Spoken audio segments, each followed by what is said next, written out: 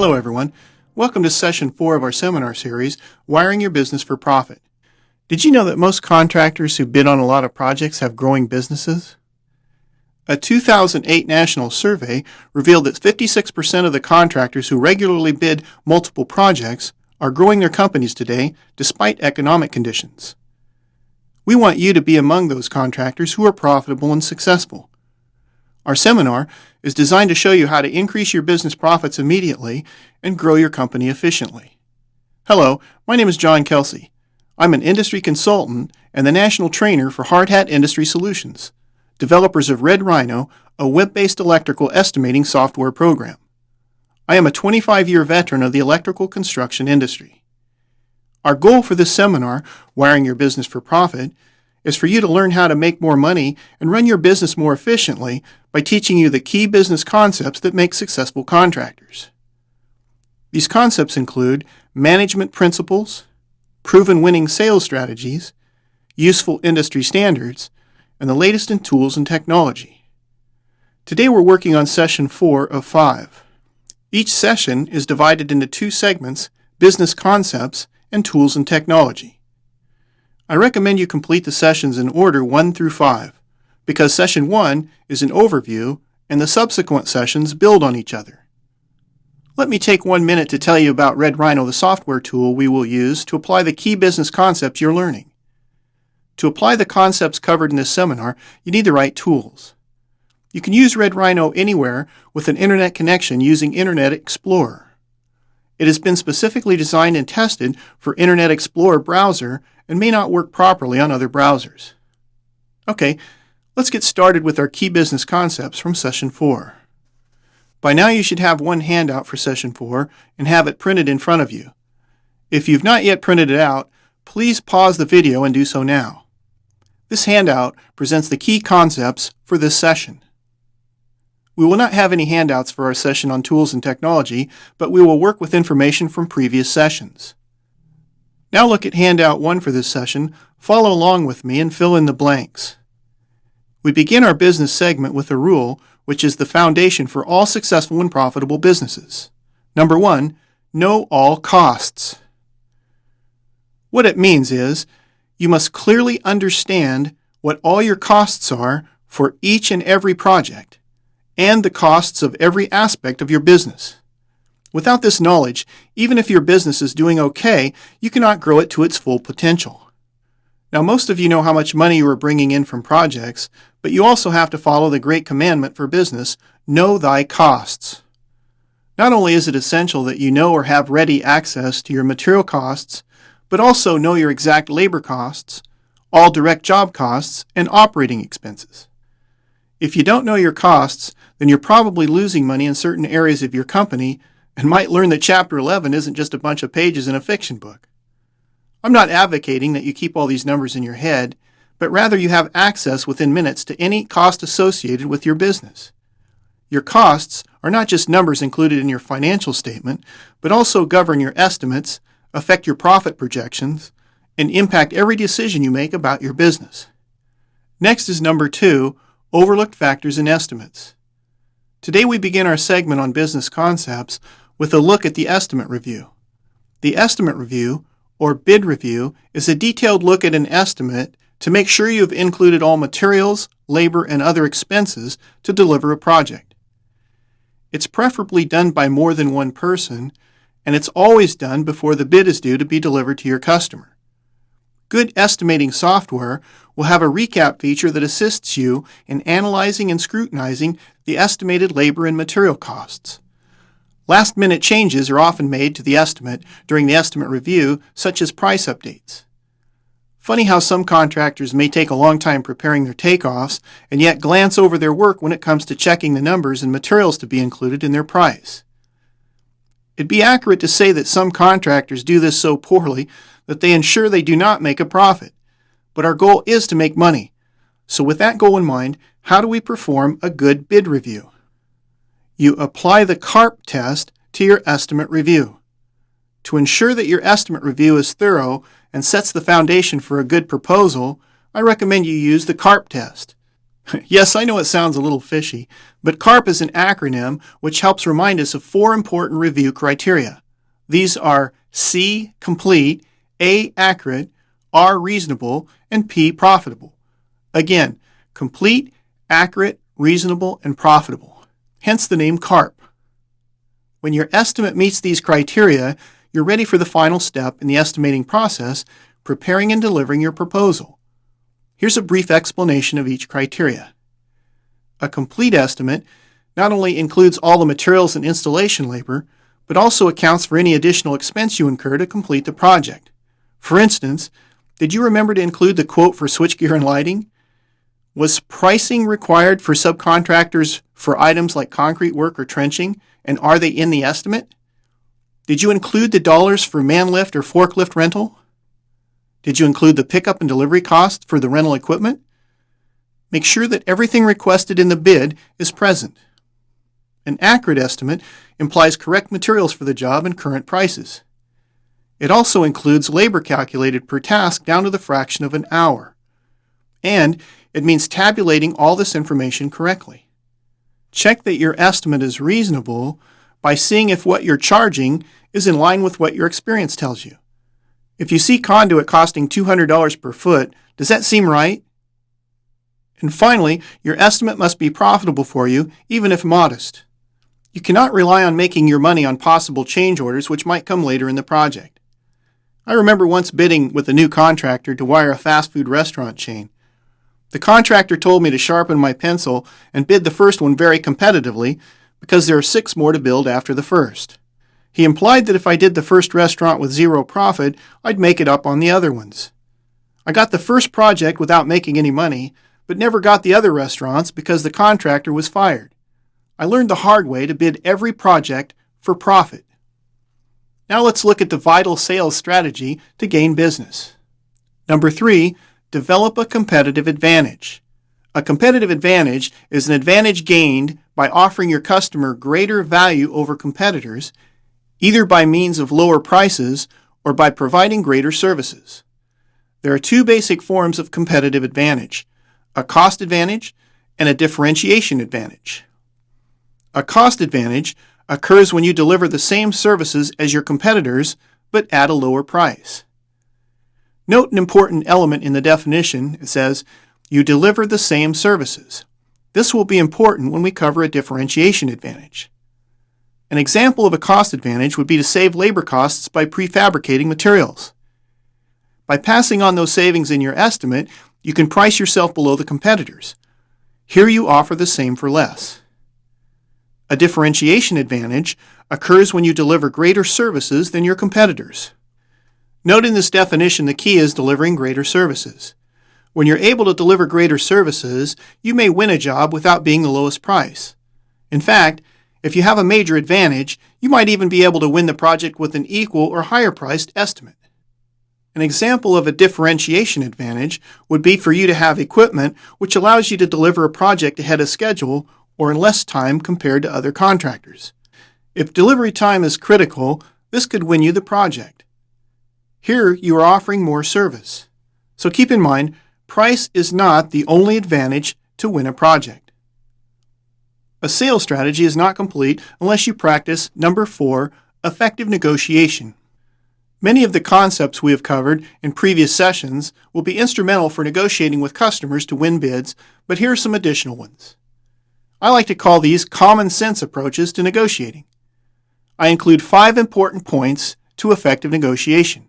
First, put your best foot forward from day one.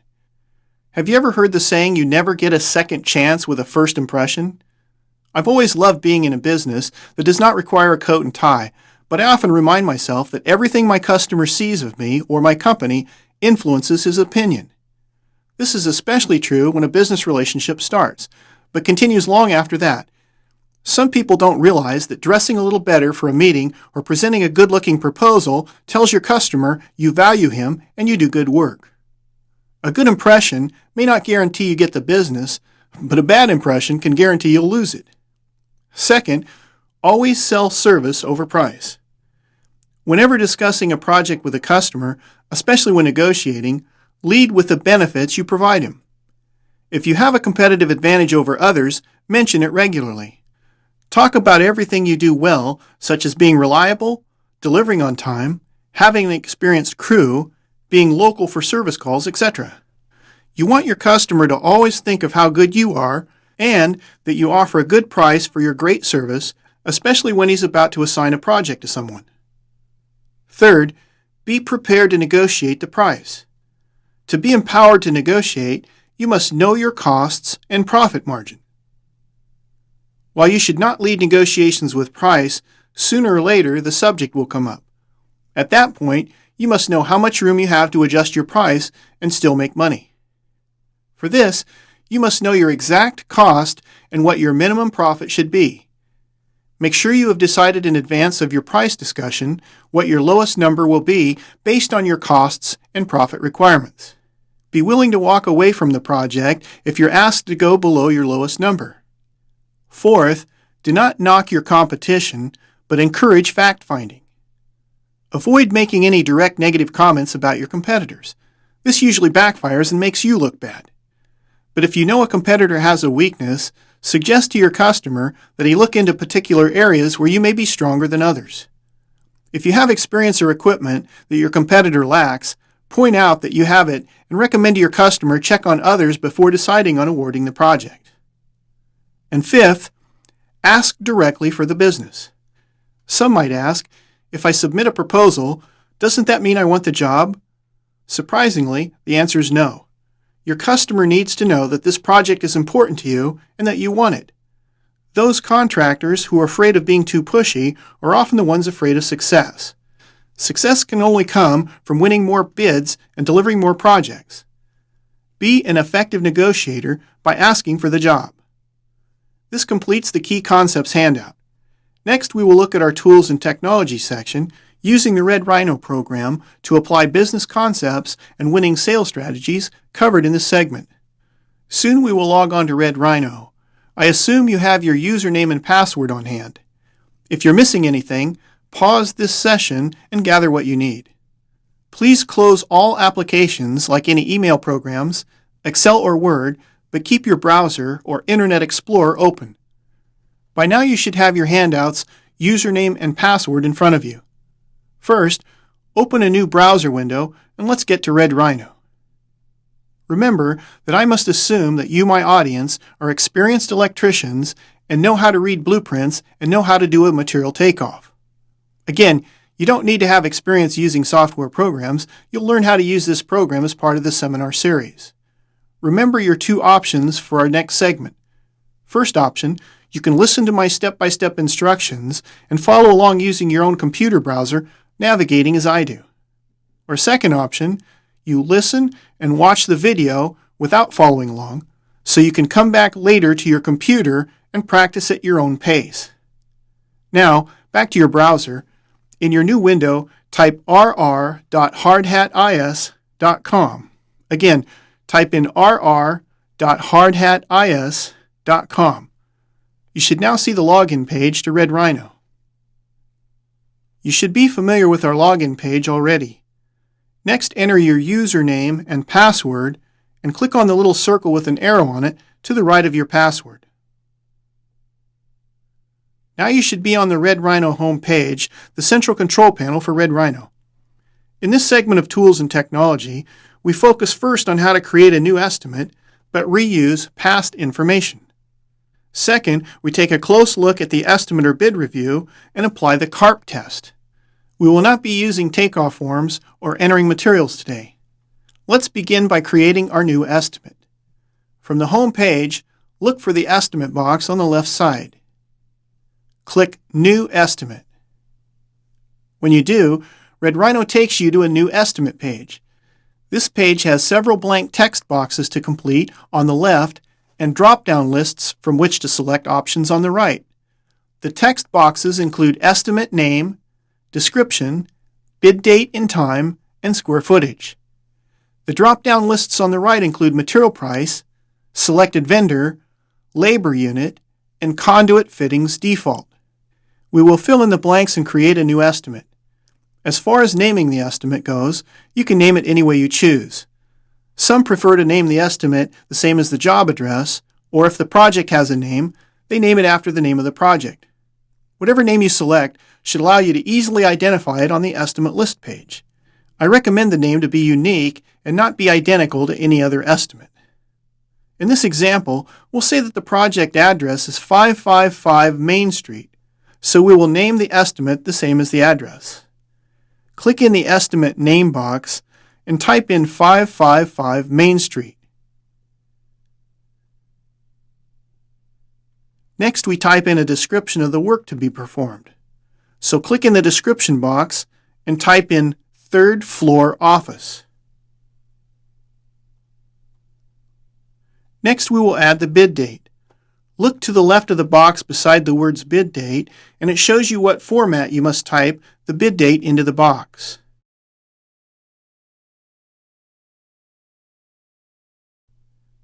Type in today's date accordingly.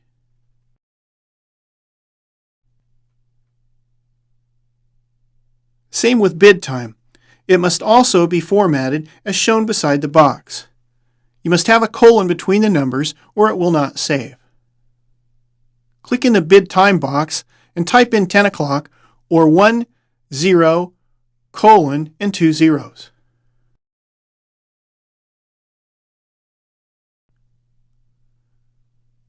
Next, we input the square footage of the project. Rhino uses the number you input for square footage to calculate your costs broken down into cost per square foot. Click in the square foot box. We'll say that the project is 2,500 square feet for this example. Type in 2,500. Next is the material price drop-down list. For the moment, select Best Discount.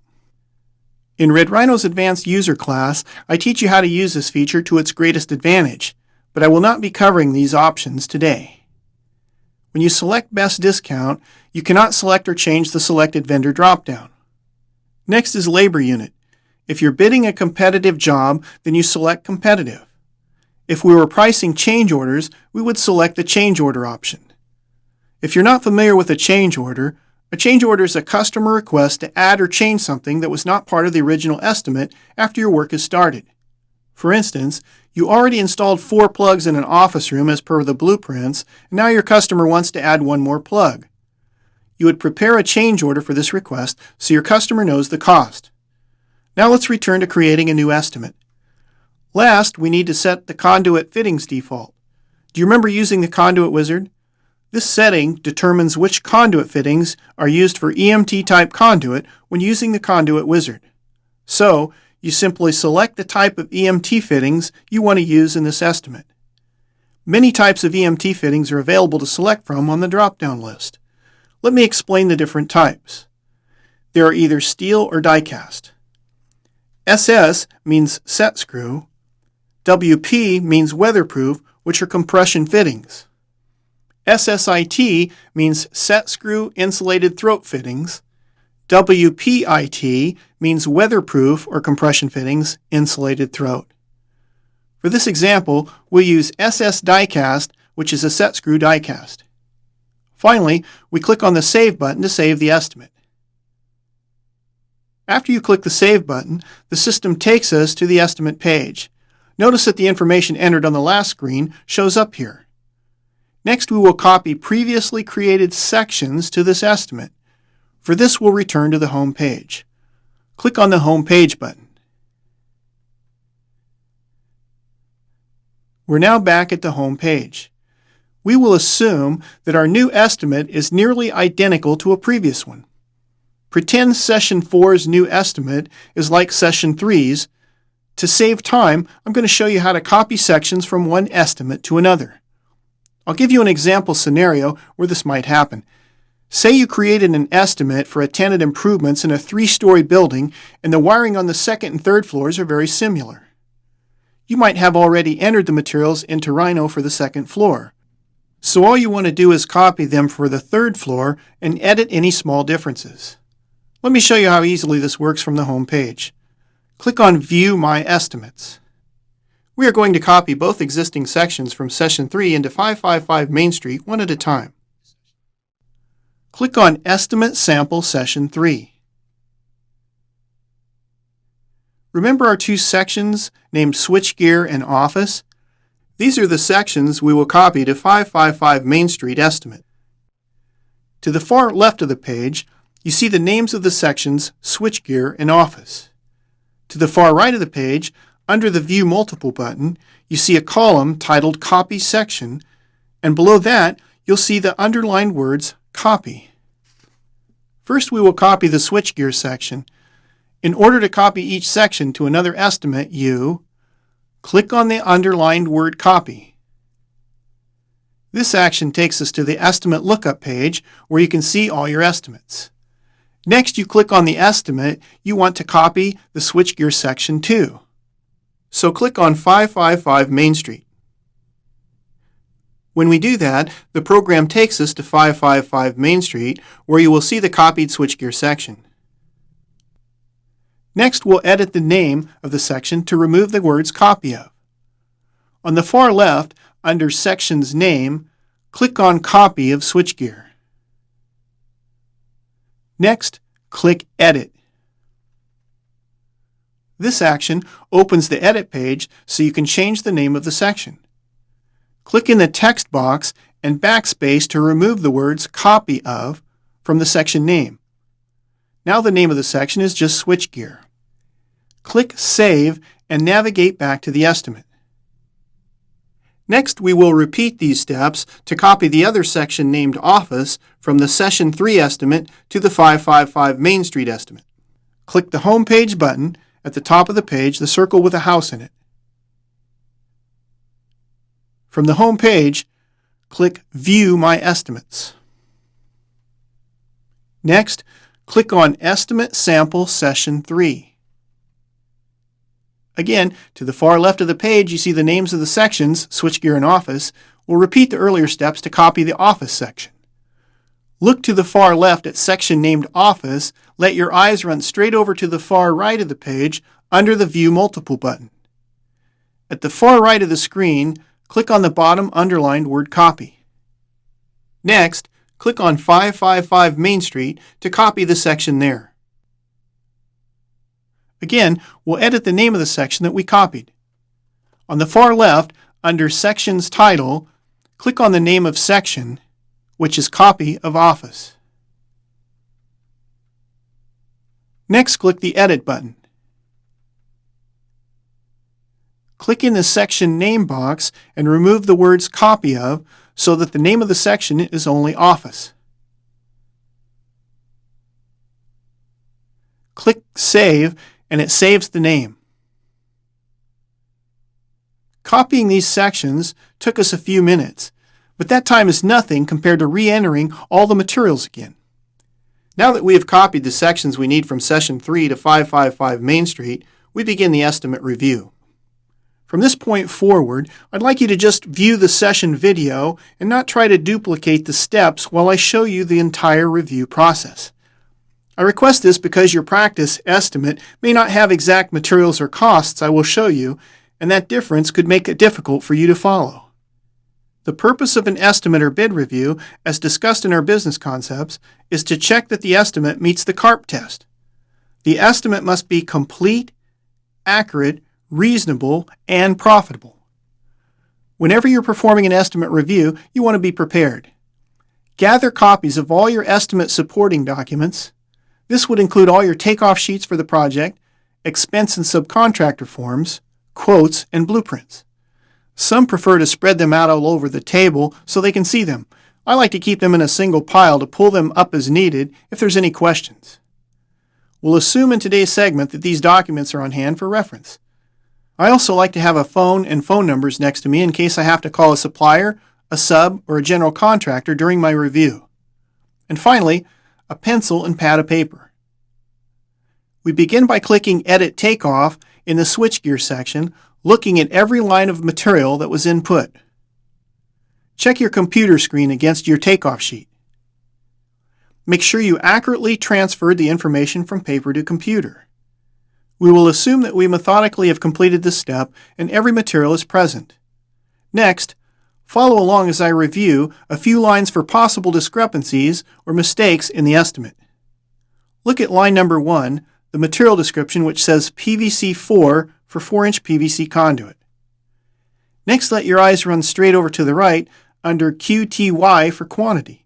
This shows 220 feet. Look at the unit price of the material, which is $106.25 as of this recording. The unit of measure, or UOM, is C, or per hundred. In your experience, does this seem reasonable? If we saw some outrageous number like $2,000 per hundred for PVC conduit, that number would translate to $200 per foot.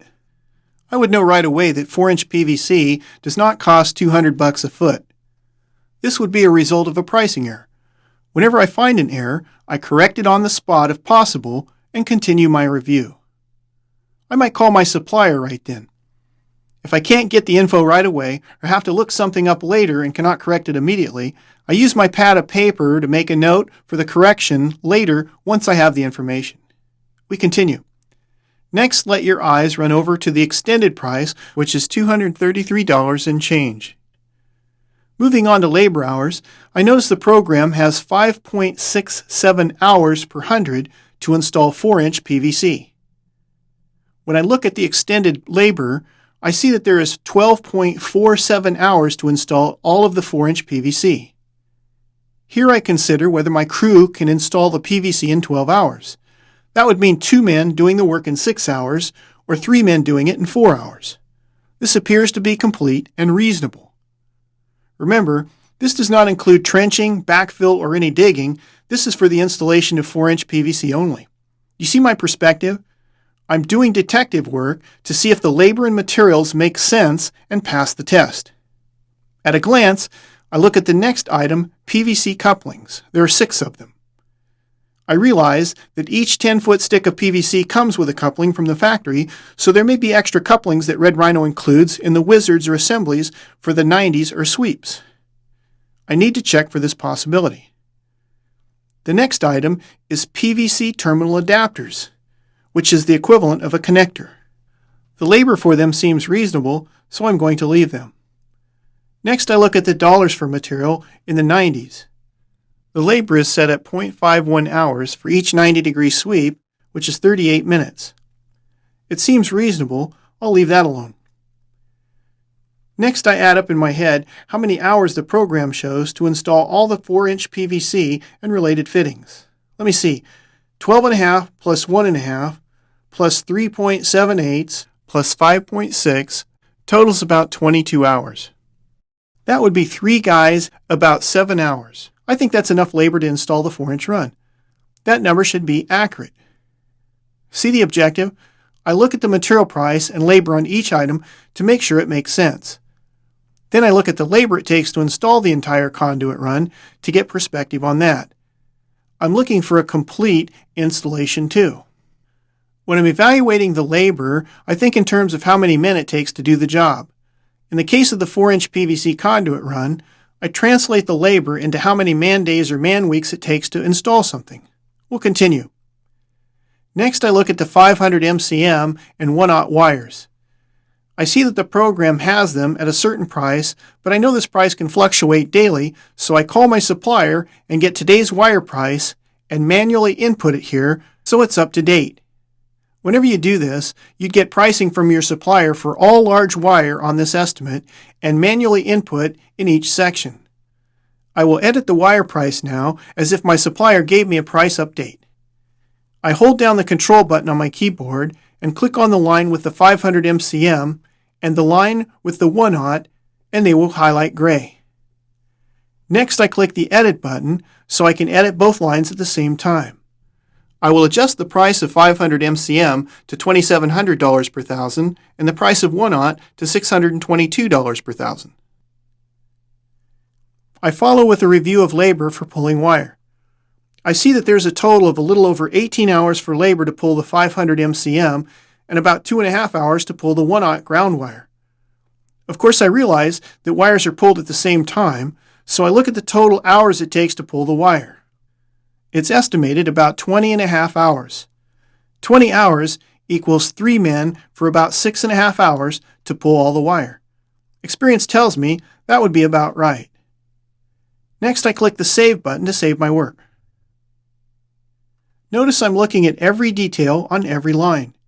When you get used to reviewing the materials and labor in your estimate in this manner, you'll find that the takeoff input page talks to you, and it gets easier and easier to find discrepancies and make corrections.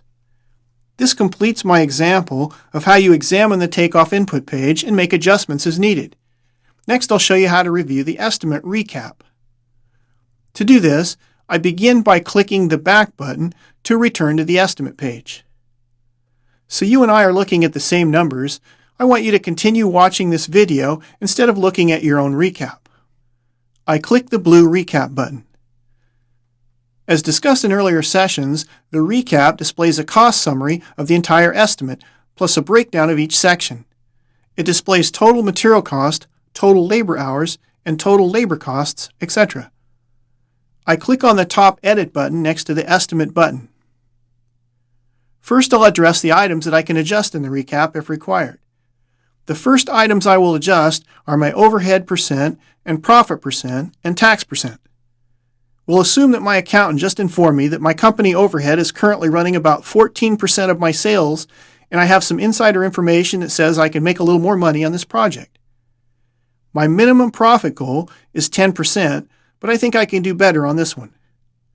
I'll adjust the overhead and profit to what I think it should be for this estimate. First, I will click in the overhead percent box and change that to 14% so it matches my accountant's figure. Second, I decide to pick up an extra 2% on the project by changing the profit percent box from 10% to 12%. I may adjust that figure later when I see how this impacts the totals. Don't focus on my specific percentages here, but rather on the process. Think about why you would want to make adjustments and how easily the adjustments are made. Remember the CARP test. If your overhead is different, adjust it for accuracy. If you know there's money in the project, increase your profit. Depending on your company, your projects, and your area of the country, your numbers may be different. I'll now continue with other adjustments you might make to tax and labor rates. I click in the tax percent box and I enter 7.5%, which corresponds to material sales tax for my area. Next, I click in the crew rate box. I set my crew rate at the amount calculated based on the crew mix of the job. We covered the subject of crew rate and crew mix in Session 3. My crew rate is $29 per hour. In this example, since it is a small project, I'll not add a general foreman rate or hours. I click in the general foreman box and type in 0. Let's suppose that I calculated my superintendent rate or cost at $35 per hour. I click in the superintendent rate and type in 35. I will leave the bond percent at 0. Send me an email if you need an explanation for this figure. Next, I click Save to save my work. We have returned to the estimate recap page. Now I will add labor in this project for superintendent labor. As discussed in Session 3, the superintendent's labor is considered non-productive, so your estimate must include more money to cover this cost. Next, I click the lower Edit button so I can edit the takeoff summary. Let's say we calculated that the superintendent would visit the job site for a total of 40 hours during the entire project. I'll add 20 labor hours for the superintendent in each section of the estimate, 20 in the switchgear section and 20 in the office section. Looking down the left side, I locate the superintendent labor hours line. I click in the dialog box under the switchgear section and type in 20 for 20 hours. I do the same in the dialog box under the office section. I click in the box and type in 20 hours. I elected to split the superintendent hours evenly between the two sections. You might choose to keep the time in a single section. The important thing is to cover the cost of the superintendent time. Next, I click the Save button. As I scroll down to superintendent labor dollars, I can see the amount I added in to account for this cost. The recap page shows $1,400 total for superintendent labor dollars, $700 in each section. Next, I'm going to check the amounts for quoted materials, expenses, and subcontracts in both sections. First, I will check the quoted materials. To do this, I click on the link in the total column to the right of quoted material, including tax. A pop-up window appears that says Quotes Items for Estimate 555 Main Street at the top. It displays the quotes, which we input for each section. In the switchgear section, I see that there are $5,383 for switchgear, which is correct. If my supplier sent me a fax with a price, do the numbers match up? I also see that there are $4,985 for fixtures in the office section, which is also correct. If something were missing or incorrect here, I would make changes and move on to the next item. I close this window and will look at the expenses next. Next, I scroll down to Expenses on the left and move across to click on its line under the total column. We get a new pop-up window showing expenses that have been added to this estimate. For the switchgear section, I see $350 for a forklift rental and $230 for a permit.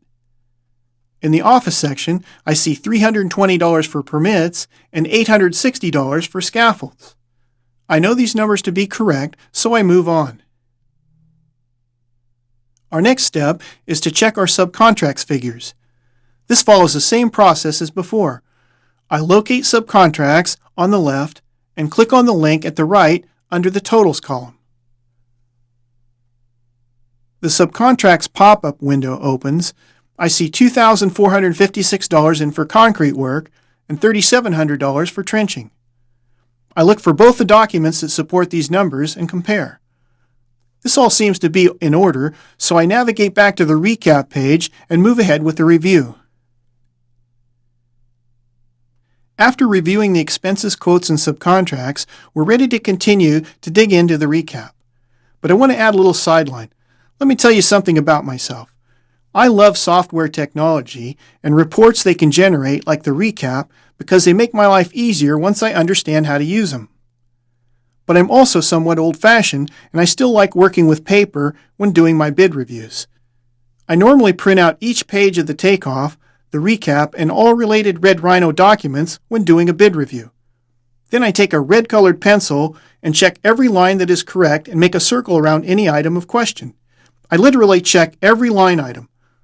Simultaneously, I have the estimate open on my computer, make my changes as needed as I find them, and mark off my printed copy to know what's done. Now back to our estimate review and the recap page for our last few steps, and I'll show you some of my spot checks. I scroll down to view the total. How does it look? Did I have a pricing strategy in mind? Do I know my customer's budget? Also, I check the total for each section. I scroll back up to the top and look at overhead. Let me see now.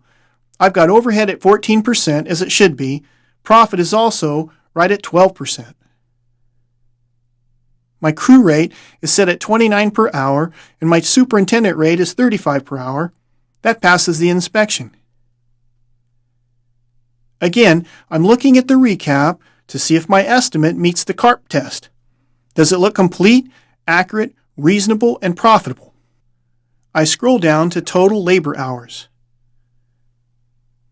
I look at the total labor hours, do some quick math, and convert the total labor hours to 8-hour man days or man weeks and decide if it makes sense. I look at the total labor dollars based on what I know of the project. Do I think I can win with this number and make money? This can only be determined if you know your costs.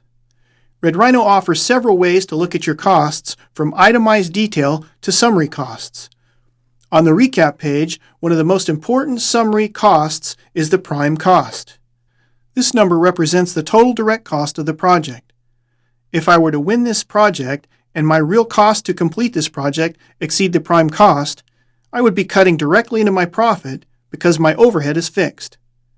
As you may realize by now, knowing your costs ensures your profit, and profit is a cornerstone of a successful business. If we recall from earlier sessions, our profit is what remains from our sales or revenue after we cover overhead and direct costs. To ensure profit during our estimate review, we must check prime cost, overhead, and profit. Once I'm confident that my estimate has met the CARP test and my direct costs, overhead, and profit are in line with my objectives, I make final adjustments based on my sales strategy. Do I want to make some small adjustments to my price for a better psychological impact? Can I apply less than $1 pricing? I may actually be able to add a few dollars and appear to be within budget. For instance, if my estimate totals $66,565, I would likely round it up or down depending on whether I wanted to be below $66,000 or below $67,000. I would just change the profit percentage up or down to achieve the price change. Let me show you how easy it is to change an estimate total by adjusting the profit percent. First, look at my estimate total and remember this number so you can see how it changes as we change the profit. Now we will assume that we want to adjust down. Next, to make the change, I click the Edit button. From the Recap Edit page, I click in the Profit box and type in 11.5%. I now save my change. Let's look at our total now. By scrolling down to the bottom of the page, as you can see, we made a quick change with only a small adjustment to our profit, but greatly improved the psychological appeal to our customer. With this last step, our estimate review is complete, and we're now ready to develop a professional-looking proposal so we can ask for the business. In this session, Session 4, we covered some new key business concepts and sales strategies to make you a more successful electrical contractor. You also saw firsthand how these key concepts are applied effectively using a powerful technology tool to grow your business and profit. You learned how to reuse sections from a previous estimate by copying, and how to review the takeoff input and recap page applying the CARP test. In our last session, we will continue with our final business concepts and teach you the secrets to a complete and professional-looking proposal. I recommend you practice using Red Rhino. You have full access to this great software during the trial period. Just log on anytime. My name is John Kelsey. If you have any questions, feel free to call me at 866-444-7411, or you can email me at johnk@hardhatis.com. It's been my great pleasure presenting this session to you. Use these business concepts to improve your company, apply the winning sales strategies, and leverage what you've learned to grow your company profitably.